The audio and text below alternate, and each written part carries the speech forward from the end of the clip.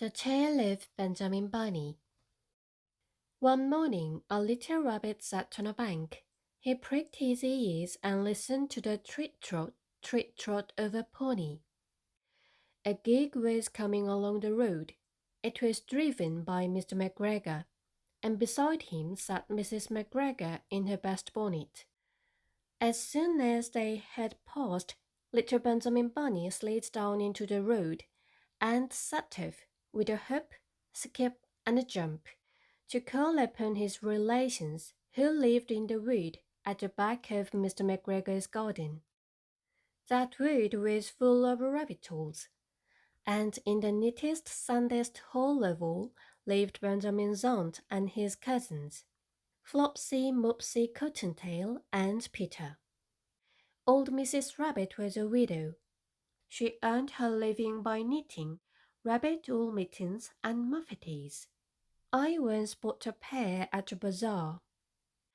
She also sold herbs and rosemary tea and rabbit tobacco, which is what we call lavender. Little Benjamin did not very much want to see his aunt.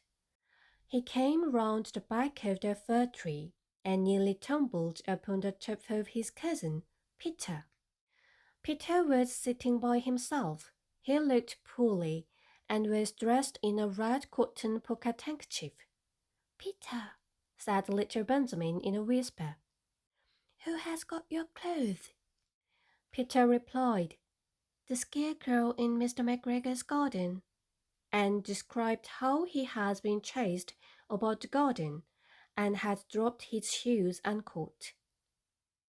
Little Benjamin sat down beside his cousin and assured him that Mr. McGregor has gone out in a gig, and Mrs. McGregor also, and certainly for the day, because she was wearing her best bonnet. Peter said he hoped that it would rain. At this point, old Mrs. Rabbit's voice was heard inside the rabbit hole, calling, "Cottontail, Cottontail, patch some more chamomile." Peter said he thought he might feel better if he went for a walk. They went away hand in hand and got up on the flat top of the wall at the bottom of the wood. From here, they looked down into Mr. McGregor's garden. Peter's coat and shoes were plainly to be seen upon the scarecrow, topped with an old tam o' shanter of Mr. McGregor's. Little Benjamin said, "It spoils people's clothes to squeeze under a gate. The proper way to get in is to climb down a pear tree." Peter fell down head first, but it was of no consequence, as the bed below was newly raked and quite soft. It had been sown with lettuces. They left a great many odd little footmarks all over the bed, especially little Benjamin, who was wearing clothes. Little Benjamin said that the first thing to be done was to get back Peter's clothes, in order that they might be able to use the pocket handkerchief. They took them off the scarecrow. There had been rain during the night. There was water in the shoes, and the coat was somewhat shrunk. Benjamin tried on the tam o' shanter, but it was too big for him. Then he suggested that they should fill the pocket handkerchief with onions, as a little present for his aunt. Peter did not seem to be enjoying himself. He kept hearing noises. Benjamin, on the contrary, was perfectly at home, and ate a lettuce leaf. He said that he was in the habit of coming to the garden with his father to get lettuces for their Sunday dinner. The name of little Benjamin's papa was old Mr. Benjamin Bunny.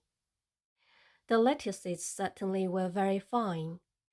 Peter did not eat anything. He said he should like to go home. Presently, he dropped half the onions. Little Benjamin said that it was not possible to get back up the pear tree with a load of vegetables. He led the way boldly towards the other end of the garden. They went along a little walk on planks under a sunny red brick wall. The mice sat on their doorsteps, cracking cherry stones.